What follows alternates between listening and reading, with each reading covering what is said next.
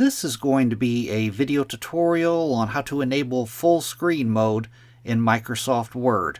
I will be using Office 365 on a desktop PC for this. Let me jump over to Word here. I have Microsoft Word opened up now, and I have a little example project here to enable or disable full screen mode. It's very easy to do. I'm going to show you a couple different ways to do that. The first way, probably the easiest, is by using the keyboard shortcut ctrl shift F1. And now I have went into full screen mode. Now to exit out of full screen mode, I'm going to once again press ctrl shift F1. Now I am out of full screen mode. Another way to do it is to go up to your ribbon up here, down to the far right. You'll see a little drop down arrow here.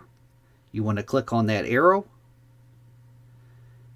and it gives you a few different options. Full screen mode is right here. I'm going to click on full screen mode. Now I have went back into full screen mode, and now you can either press Ctrl Shift F1, or you can go up to the top up here, up to the three-dot hamburger menu, click on that. Then your ribbon drops back down, and you want to go back to that arrow off to the far right.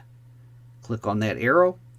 As you can see, I'm currently in full screen mode, and to put it in the default mode, that is Always Show Ribbon. I'm going to click on Always Show Ribbon.